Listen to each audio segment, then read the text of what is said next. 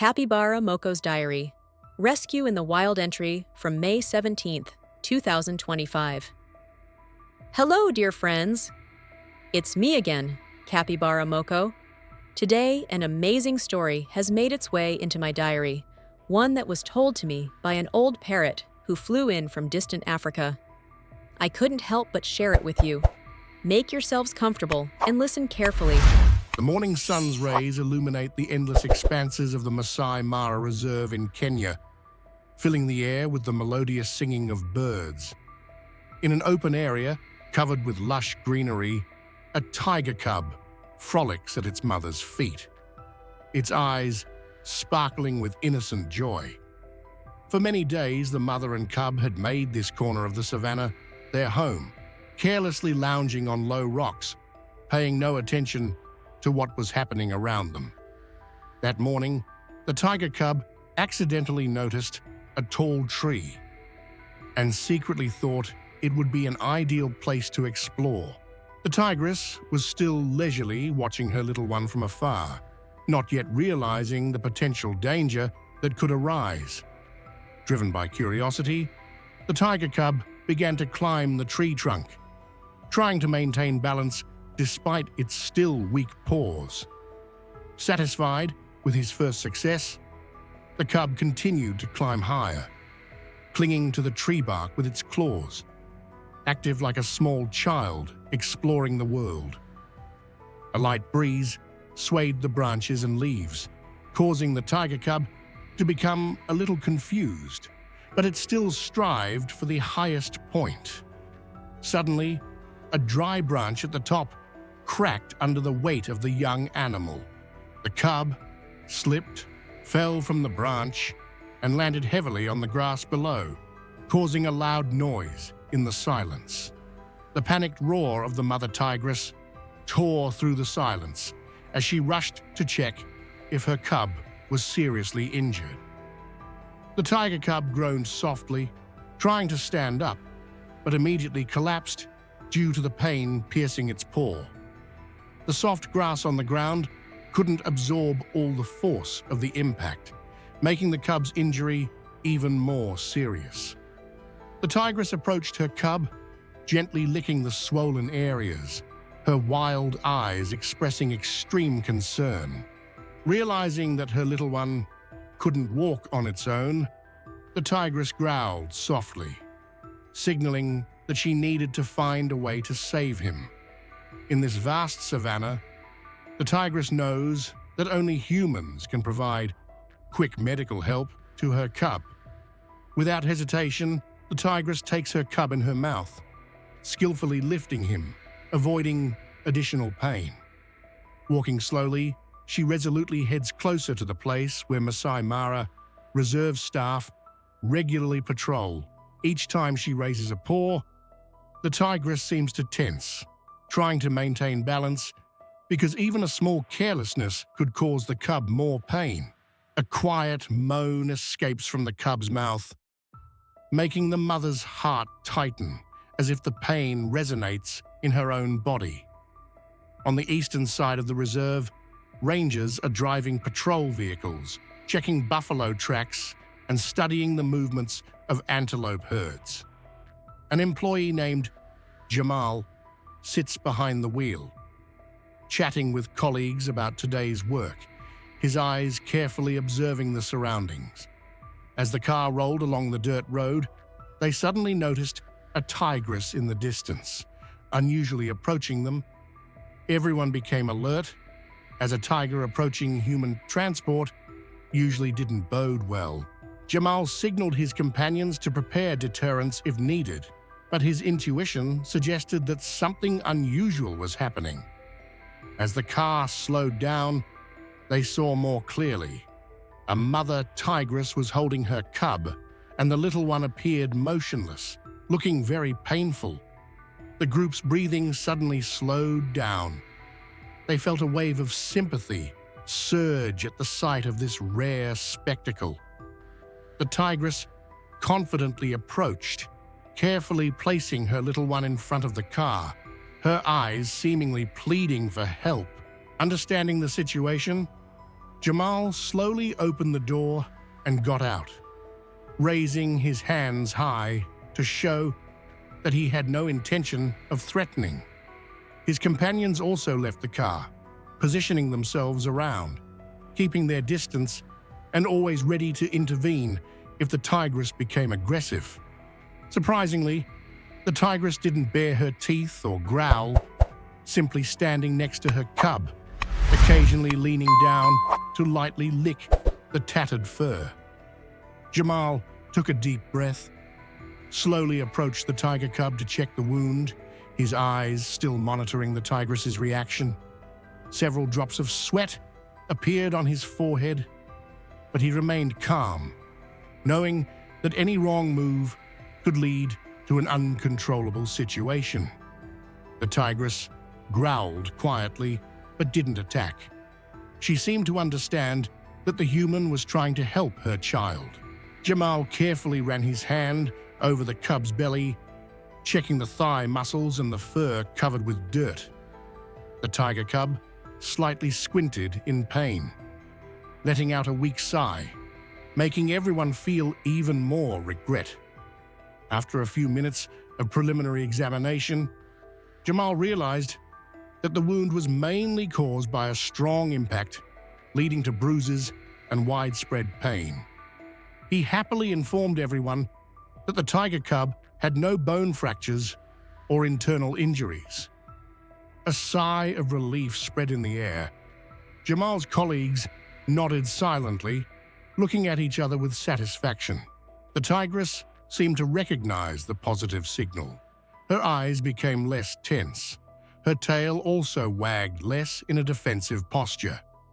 Taking advantage of the calm situation, Jamal invited another colleague holding a medical bag to come closer to help. They took a bandage, moistened it with antiseptic, and carefully wiped the swollen thigh muscle of the tiger cub. The tiger cub's eyes at this moment were a bit hesitant, but he seemed able to endure the first aid. The fur around the affected area was cleaned of dirt and sand, making it easier to apply the bandage. The tigress didn't step away even half a step. Her head was lowered, she growled quietly but not aggressively, as if saying, "Be careful with my child." After disinfection, Jamal secured the thigh muscle area with a soft bandage, preventing too much mobility of the tiger cub. To alleviate the pain, he prepared a gentle injection, ensuring it wouldn't cause serious side effects. The tiger cub flinched slightly when the needle touched the skin, then gradually calmed down. Perhaps the medicine began to take effect. In the distance, several visitors in other vehicles witnessed the miraculous scene. Humans and wild tigers helping each other. Eyes full of amazement and admiration, they carefully photographed from afar, not daring to approach so as not to disturb them. Jamal checked the cub's breathing and heartbeat one last time. Everything seemed stable. He smiled reassuringly at the tigress, grateful that she trusted him enough to save her little one. For a few more minutes, the rangers carefully observed the tiger cub's reaction, preparing for any surprises. Then they decided to retreat a bit, giving the mother and cub space to move freely. The tiger cub tried to get up, but the pain hadn't completely passed yet.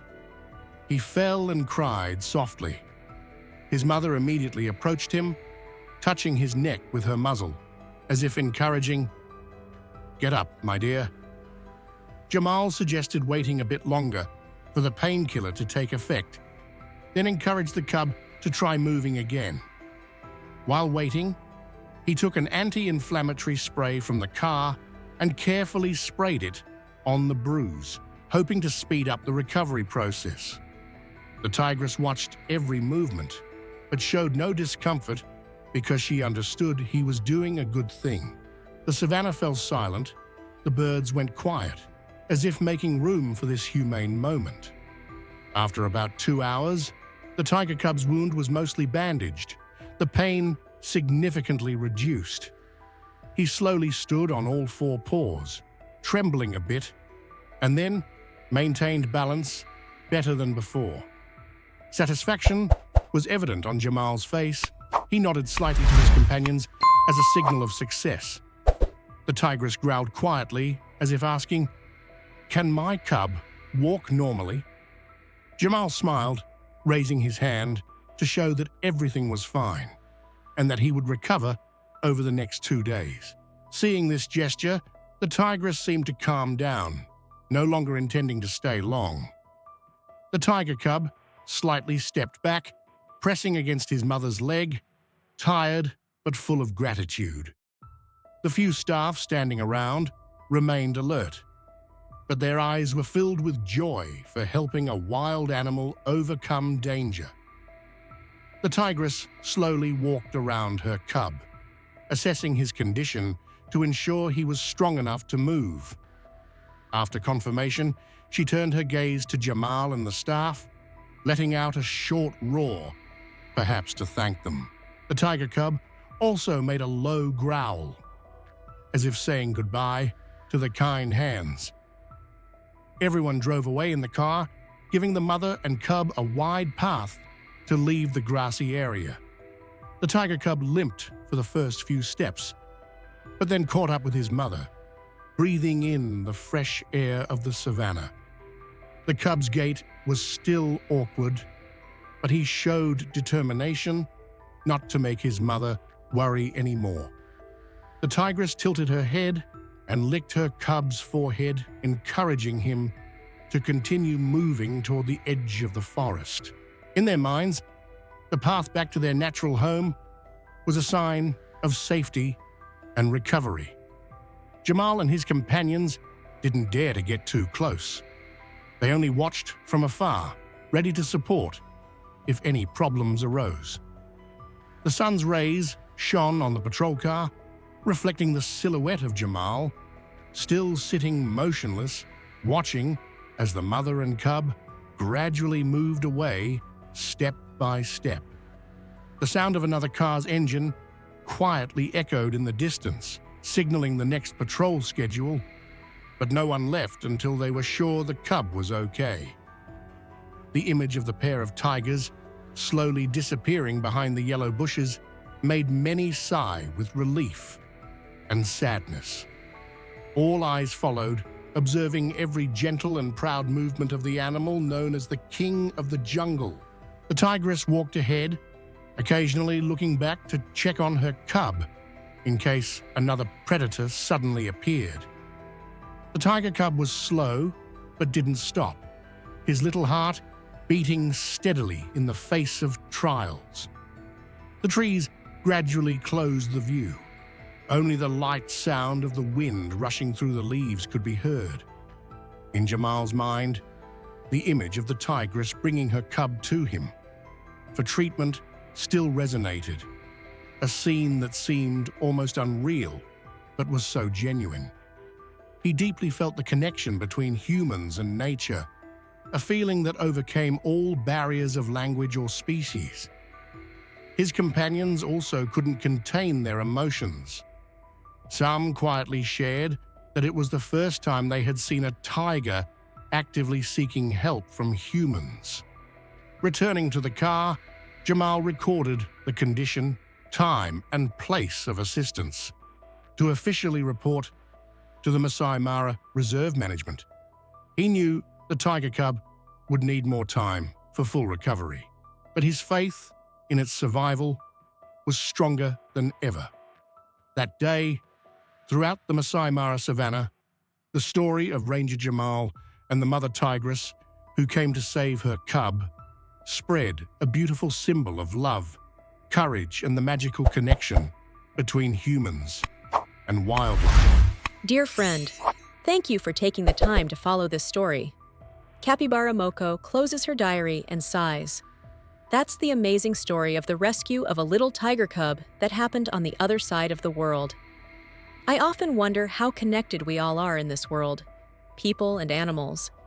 Sometimes even the wildest and fiercest beasts need human help, and humans discover in themselves the ability to understand us without words. Well, that's all for today's entries in my diary. If you liked this story, don't forget to like and subscribe to my channel. I, Capybara Moko, promise to continue sharing the most amazing stories from around the world with you. Until next time, my dear friends.